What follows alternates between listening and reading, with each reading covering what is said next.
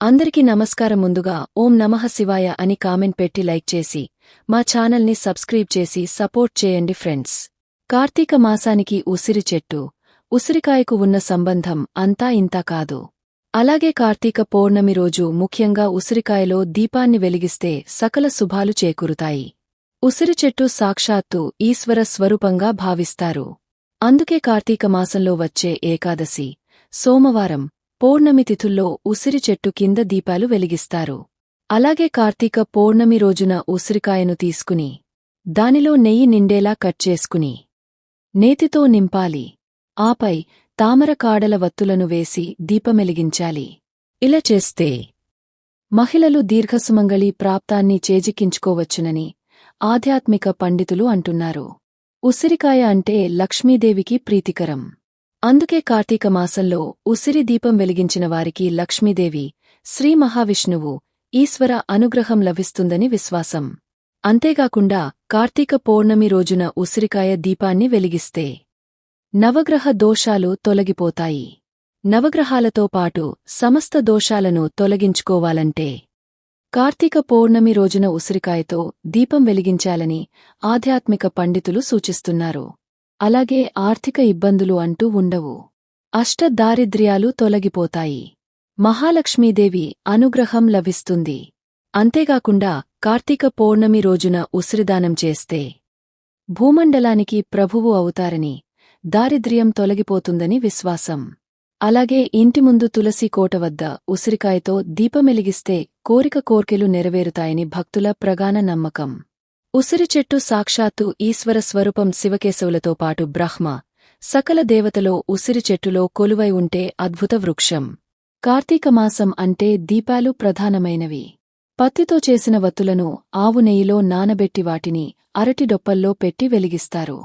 వేకువ జామునే లేచి చన్నీటి స్నానం చేసి కార్తీక దీపాలు వెలిగించి నీటిలో వదులుతారు.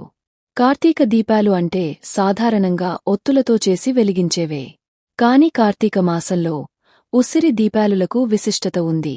ఉసిరి చెట్టు కింద కూర్చుని భోజనాలు చేస్తే మంచిదని అందరికి తెలుసు. కాని ఉసిరికాయ, రాసి ఉసిరి అంటే పెద్ద ఉసిరి తో దీపాలు పెడితే అన్ని శుభాలు కలుగుతాయని, నవగ్రహదోషాల పరిహారం జరుగుతుందని చాలామందికి తెలియదు.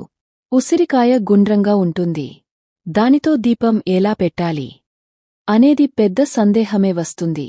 మరి ఉసిరికాయతో దీపం ఎలా పెట్టాలి? ఉసిరి దీపంతో ఎటువంటి పరిహారాలు కలుగుతాయి?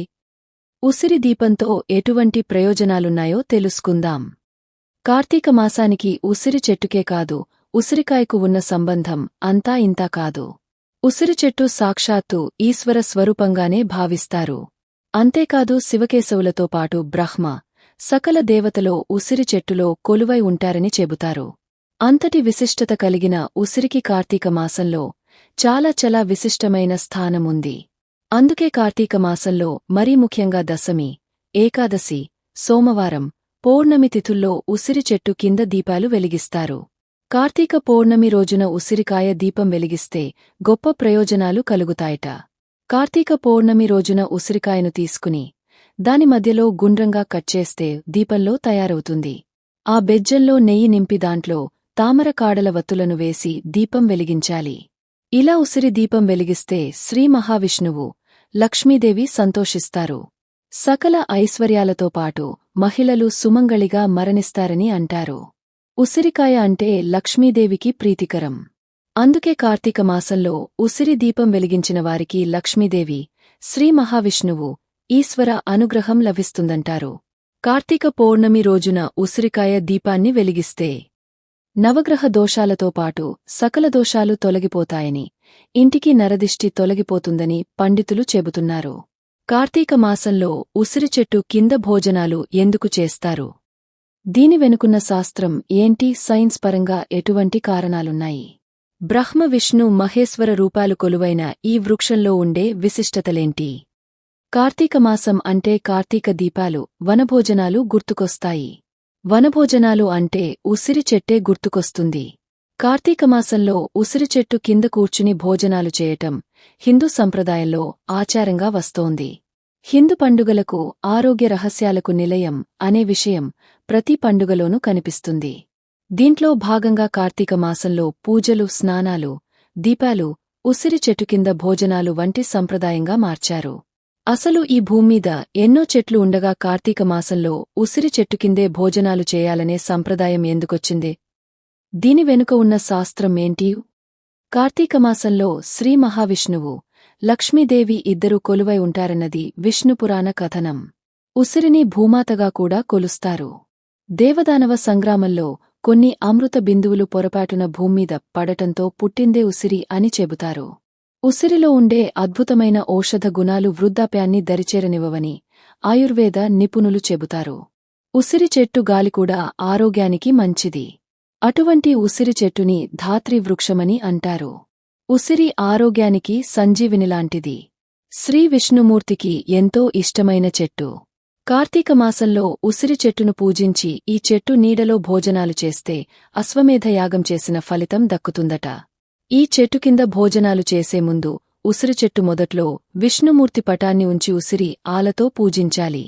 తూర్పు, పడమర, దక్షిణం, ఉత్తరం దిక్కులతో పాటు 4 మూలలు అంటూ మొత్తం 8 దిక్కుల్లో దీపాలను వెలిగించేవ్. చెట్టు చుట్టూ 8 ప్రదక్షిణలు చేసి తర్వాత చెట్టునీడలో భోజనాలు చేయాలి. ఉసిరి చెట్టు మూలల్లో విష్ణుమూర్తి కాండంలో శివుడు, పైన బ్రహ్మదేవుడు, ఉసిరి కొమ్మల్లో సూర్యుడు, చిన్న చిన్న కొమ్మలో సకల దేవతలు ఉంటాయని పురాణాలు చెబుతున్నాయి. కార్తీకమాసంలో ఉసిరికాయపై ఒత్తులు వేసి దీపం వెలిగించటం అత్యంత శుభకరంగా భావిస్తారు. ఈ దీపం కార్తీక దామోదరుడు అంటే శ్రీ మహావిష్ణువుడు అత్యంత ప్రీతిపాత్రమైనది. ఉసిరి చెట్టు ఇంట్లో ఉంటే వాస్తు దోషాలు తొలగిపోవడంతో పాటు దుష్టశక్తులు కూడా ఆ ఇంట్లోకి ప్రవేశించకుండా ఉంటాయి. నరదిష్టి ఆ ఇంటికి తగలదట. ఒక్క ఉసిరిలోనే 6 రకాల రుచులున్నాయి. సి విటమిన్ అత్యధికంగా ఉండే కాయ ఉసిరికాయి. ఉసిరి జీర్ణశక్తిని పెంచుతుంది. శరీర ఉష్ణోగ్రతను క్రమబద్ధీకరిస్తుంది. ఇన్ని ప్రత్యేకతలు ఉన్న ఉసిరి చెట్టు కింద భోజనాలు చేయటం ఆరోగ్యానికి మేలు కలుగుతుంది. అంతేకాదు సామాజిక పరంగా కూడా ఈ వనభోజనాలు 10 మందితో కలిసేలా చేస్తాయి. సామాజిక స్పృహను పెంచుతాయి. ఉసిరికాయల్ని సంవత్సరం అంతా రోజుకు కనీసం 1 కాయ అయినా తింటే ఎటువంటి వ్యాధులు రావని డాక్టర్లు కూడా చెబుతుంటారు. మరి ఇన్ని విశిష్టతలు కలిగినది కాబట్టే ఉసిరికి ఇంతటి ఘనత దక్కింది. కార్తీక దీపాలను నీటిలోనే ఎందుకు వదులుతారు? శివ పంచాక్షరి మంత్రం ఓం నమఃశివాయ అనే పంచ బీజాక్షరాల నుంచి పంచభూతాలు, వాటినుంచి సమస్త జగత్తు పుట్టిందని శాస్త్రాలు చెబుతున్నాయి. నీరుకు నిప్పు ఈ 2 విభిన్నవే అయినా ఈ రెండింటికి అవినాభావం సంబంధం ఉంది. నిప్పును ఆర్పే నీరు నిప్పు 2 కలిసేదే కార్తీక మాసంలోని కార్తీక దీపాలలోని ప్రత్యేకత. నీరు సర్వకోటి జీవాలను ప్రాణాధారం. నీరు లేకపోతే ఏ జీవి ప్రాణంతో ఉండదు. అటువంటి నీటిలో కార్తీక దీపాలను వదలటం వెనుక ఉన్న విశేషమేంటో తెలుసుకుందాం. ఆకాశం, నీరు, అగ్ని, గాలి, భూమి ఇవన్నీ పంచభూతాలు. వీటిలో నీరు ఎంతటి విలువైనదో, నీటితో పాటు పంచభూతాల్లో అన్ని కూడా సకల ప్రాణికోటికి జీవనాధారాలే. శివ పంచాక్షరి మంత్రం ఓం నమఃశివాయ అనే పంచ బీజాక్షరాల నుంచి పంచభూతాలు, వాటినుంచి సమస్త జగత్తు పుట్టిందని శాస్త్రాలు చెబుతున్నాయి. శివం పంచభూతాత్మకం అని తెలిసినప్పుడే దీపాలు నీటిలో ఎందుకు వదిలిపెడతామనేది అర్థమవుతుందని వేద పండితులు చెబుతారు. నిజమే. శివోహం అనే 3 అక్షరాల అర్థం పరమార్థం తెలుసుకోవటమంటే అంత తేలిక కాదు.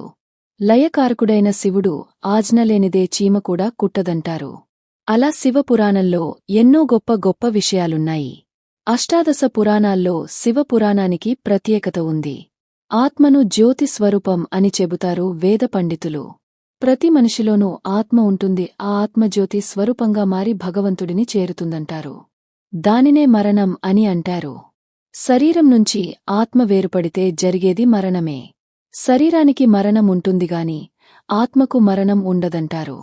ఆత్మజ్యోతి స్వరూపమంటే దీపాన్ని పంచభూతాల్లో వదలటమే ఈ కార్తీక మాసంలోని విశిష్టత.